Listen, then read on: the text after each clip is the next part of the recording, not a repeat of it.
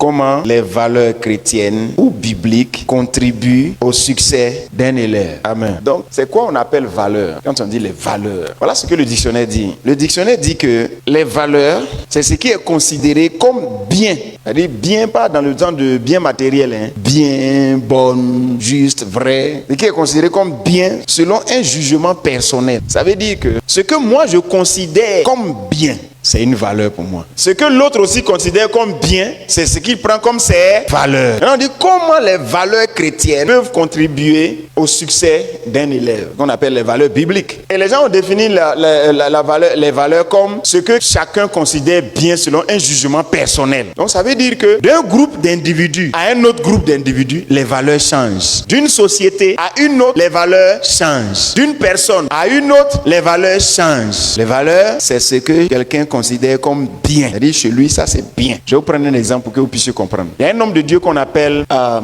c'est lui qui a pris l'exemple, je cherche son nom d'abord. C'est lui qui a pris l'exemple, donc je prends l'exemple qu'il a donné. Il dit qu'il hébergeait, il y a une petite fille que lui et sa femme ont trouvé un jour comme ça. Sa femme est partie au village, voilà. Et lui ont donné une petite fille. Et elle a scolarisé la petite. Donc elle est maintenant à l'université. Elle n'est jamais partie au village. Et une année, sa maman au village dit qu'elle a envie de voir sa fille. Elle est partie en vacances au village. Elle a fait 1 mois là-bas. Quand elle est revenue, elle dit elle va plus à l'école. L'homme de Dieu lui demande pourquoi tu ne veux plus aller à l'école. Elle dit que toutes les jeunes filles de son âge ont au moins 2 enfants. Elles sont dans des foyers et elle est là comme une petite fille. Les valeurs que l'homme de Dieu lui a inculquées, c'est que il faut faire les études, il faut réussir à faire de mariage, tout ça, garçon, enfant, c'est pas dans sa tête. Parce qu'elle considère que c'est bien d'aller à l'école, de réussir avant de se marier. Mais les 1 mois qu'elle a fait au village, sa maman, ses oncles et ses camarades lui ont montré que ici là, nos valeurs, c'est quoi? C'est que normalement quand tu dépasses 16 ans, tu dois être marié. Elle a commencé à accepter les valeurs de leur tradition. Elle aussi, elle voulait avoir quelqu'un pour l'enceinte. Donc ce qu'on appelle les valeurs, c'est ce que tu considères comme bien. Le dictionnaire dit que les valeurs, c'est ce que chacun, ou bien c'est ce que l'on considère comme bien, juste, vrai, tout ça, selon un jugement personnel.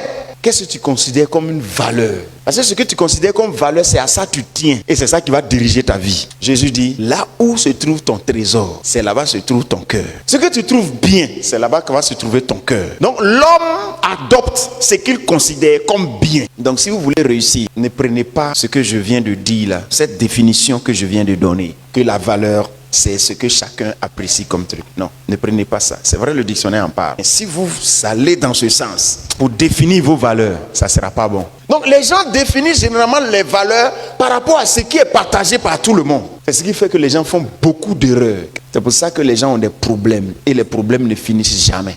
Comment tu vas définir ce qui est bien pour toi et puis tu vas t'attacher à toi et puis tu vas marcher dedans? Et quelqu'un ne va pas te distraire. Comment tu dois faire? Est-ce que tu dois regarder à tes amis pour définir ta valeur? Est-ce que tu dois regarder à ce que tout le monde partage pour définir tes valeurs? Est-ce que tu vas regarder à ce qu'on dit toujours dans la télévision pour définir tes valeurs? Si tu fais comme ça, tu vas te perdre. Vous devez définir ce qui est bien pour vous là, à partir du résultat. Vous avez entendu? Définissez ce qui est bien pour vous en fonction de l'utilité que la chose a pour vous.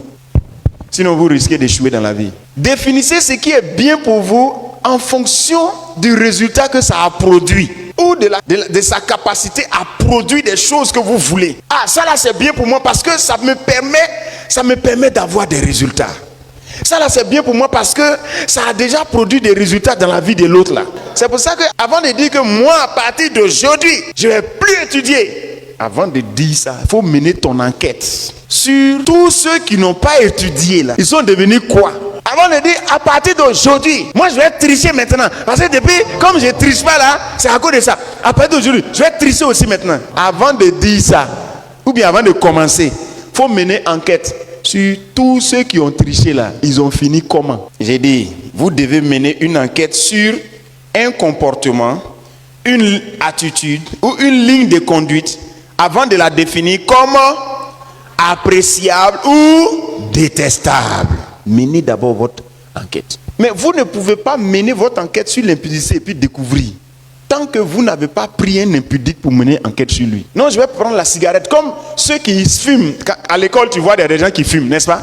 Tu vois les gens qui fument. Donc tu dis, ils sont en train de fumer, mais à l'école, ils sont forts. C'est que moi aussi, je vais aller fumer. Non. Mène ton enquête. Tu vas voir qu'ils ne sont pas forts, c'est des tricheurs. Et mène ton enquête sur les tricheurs. Tu vas voir qu'à la fin, ils échouent. Avant de définir un comportement, menez l'enquête. Sinon, vous risquez d'aimer ce que vous ne devez pas aimer. Qu'est-ce qui t'attire?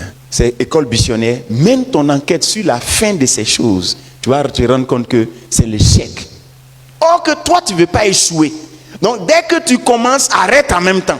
Le monde n'a pas de solution. C'est l'Église qui a la solution. Pourquoi? Le monde ne mène pas d'enquête sur les attitudes qu'ils adoptent. Le monde ne mène pas d'enquête sur le passé de ce qu'ils adoptent comme comportement. C'est pour ça que l'échec continue d'exister dans le monde. Si vous croyez en la chance, vous n'aurez jamais la chance. Donc, il ne faut pas croire que parce que ta camarade a été impudique et que apparemment elle change sa jupe bleu-blanc là, son bleu-blanc là, c'est repassé comme ça, elle porte des talons de 50 000 et que c'est une bonne chose, n'est-ce pas? Apparemment ça plaît, mais regarde le résultat. Toutes celles qui ont fait ça avant elle ont été renvoyées des écoles, ne sont rien devenues. Maintenant, elle se dit qu'en son temps, ça sera différent.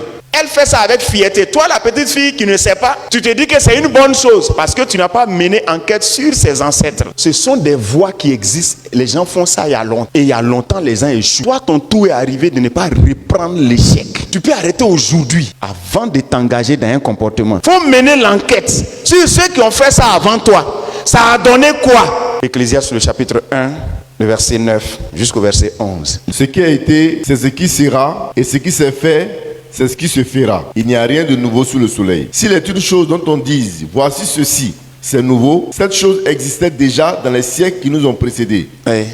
On ne se souvient pas de ce qui est ancien. On ne se souvient pas de ce qui est ancien. De ce qui est ancien. Et ce qui arrivera dans la suite. Et ce qui arrivera dans la suite. Ne laissera pas de souvenirs. Ne laissera pas de souvenirs. Chez ceux qui vivront plus tard. Ceux qui vivront plus tard.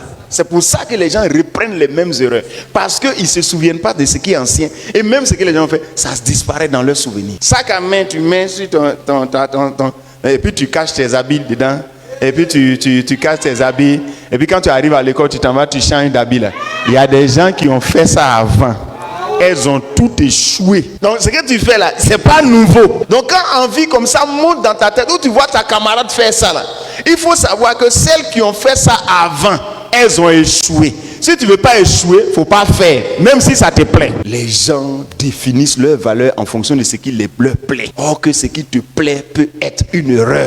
Les gens aussi définissent leur valeur en fonction de ce à quoi ils sont habitués. Par exemple, vous êtes déjà habitué au fait que tu étudies juste 1 heure et puis tu dors. Ça te plaît, c'est ça qui va être ton corps. Ok, en 1 heure, tu n'as pas encore fini tous tes devoirs. Si tu n'es pas capable de t'adapter aux nouvelles méthodes de travail selon le niveau que tu veux atteindre, tu resteras au même niveau. La manière dont on étudie en 6e, c'est pas comme ça on étudie en terminale. Quand tu es arrivé en terminale, tu dois savoir que tu es arrivé en terminale. Donc les gens définissent leur comportement en fonction de premier, ce qui leur plaît, ce qui les attire. Or que ce qui t'attire là, les ancêtres de ça là, ils sont à la morgue. Deuxième, les gens définissent leur comportement en fonction de ce à quoi ils sont habitués. Troisième, les gens définissent leur comportement en fonction de ce que tout le monde fait. Tu dis, quand tu prends moto, et puis tu fais boum, boum, et boum, boum, boum, boum, boum. Va mener ton enquête sur les ancêtres de la chose. S'ils ont vécu longtemps ou pas. Tu n'es pas le premier motard. À Abidjan, il y avait une jeune dame, il y a un jeune qui était en train d'évangéliser dans le bus. Donnez vos villages. Il a dit, oh, quittez là-bas,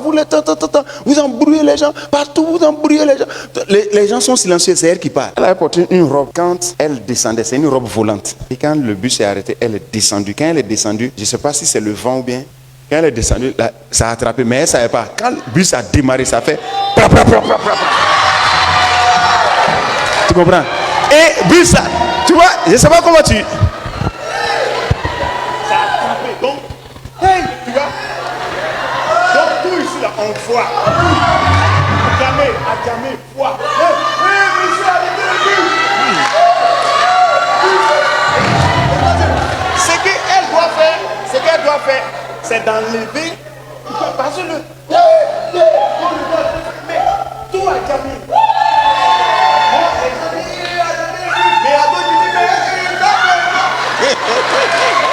Lorsque tu veux te moquer de l'Éternel, quand Quand tu détentes de te moquer de l'Éternel, l'Éternel fait qu'on se moque de toi combien de fois? Ce que tout le monde fait, c'est ce que tu fais. À l'école, tout le monde est en train de faire certaines choses. Tu dis, je suis dedans parce que ça me plaît. Mène ton enquête. La plupart de ceux qui sont dans ce mouvement, regarde leur avenir. Ce que tu commences, il y a des gens qui sont dedans il y a longtemps. Regarde leur vie. N'aimez pas le monde. Ne trichez pas le monde. Donc, il y a des anciennes voies. Jérémie chapitre 6, verset 16 dit qu'il y a des anciens sentiers. Il y a des anciens sentiers. Des anciennes routes que les gens ont empruntées, puis ils ont réussi. Donc, souvent, vous croyez que l'école missionnaire, vous faites là, il y a avenir dedans. Non. Si tu vois un professeur qui est un grand bluffeur au lycée, là, c'était pas un bluffeur quand il était au lycée. Si tu vois un professeur qui exagère dans malin, je te montrerai quelqu'un. Quand il était au lycée, il faisait pas ça. Il étudiait, mais il regardait les bluffeurs. Donc, il accumulait. Il veut se bluffer, mais il a été. Quand il est devenu professeur, il s'est laissé déchaîner. Toutes ses passions qui étaient avant, là, il veut faire. Demandez ceux qui ont fait ça avant. Vous allez trouver une lignée de cadavres. Des gens qui sont mal morts. Des gens qui ont échoué dans la vie. Ils sont rien devenus. Le comportement que tu as commencé là, au début de l'année, là, il y a sa réponse déjà. Il faut demander à ceux qui ont pleuré l'année passée, quand ils sont allés voir les résultats. Et puis ils attendent. On dit numéro 203, numéro 408.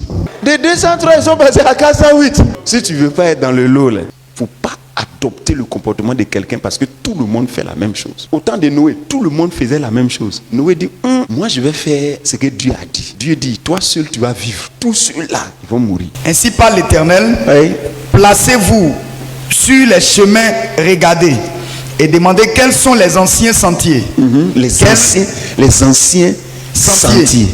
Placez-vous sur les chemins regardés et demandez quels sont les anciens sentiers. Quelle est la bonne voie? Marchez-y et vous trouverez le repos de vos âmes. Regardez puis demandez. Quels sont les anciens sentiers? Et puis quelle est la bonne voie? Ouais, non, quelle est la bonne voie? Et puis marchez-y et vous trouverez le repos de vos âmes.